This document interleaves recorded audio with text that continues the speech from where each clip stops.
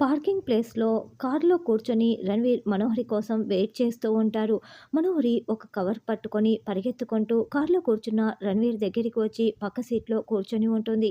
"ఏమైంది మనోహరి?" అని రణ్వీర్ ప్రశ్నిస్తూ ఉంటే, "ఏమైందో తెలీదు కానీ సిట్యుయేషన్ మాత్రం మనకు చాలా ఫేవర్‌గా మారిపోయింది" అని మనోహరి అంటే, "ఏమంటున్నావు?" అని రణ్వీర్ అంటాడు. "అమరేంద్ర ఇప్పుడే బయటికి వెళ్తున్నాడు. ఇప్పుడు మనం ఏం కష్టపడకుండానే ఈజీగా కిడ్నాప్ చేసి తీసుకువచ్చేయొచ్చు కదా!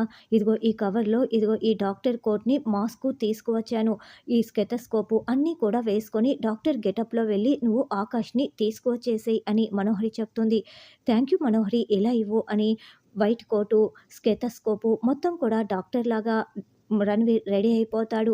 "సరే నేను వెళ్తున్నాను. జాగ్రత్త ఇక్కడే ఉండు" అని రణ్వీర్ డాక్టర్‌లాగా వేషం వేసుకొని హాస్పిటల్ లోపలికి వస్తూ ఉంటాడు. ఇంకోవైపు బాగి చాలా బాధపడుతూ ఆకాష్‌ని పక్కనే కూర్చొని ఉంటుంది. అయితే అప్పుడే అమర్ అక్కడికి వస్తాడు. "ఏమైందండి? అప్పుడే వచ్చేసారేంటి?" అని బాగి అడగటంతో, "అవిగో కీస్ మర్చిపోయాను. అందుకే తిరిగి వచ్చాను" అని అమర్ అంటాడు. "ఓహ్! కీసా? ఇవిగోండి" అని బాగి ఇస్తుంది.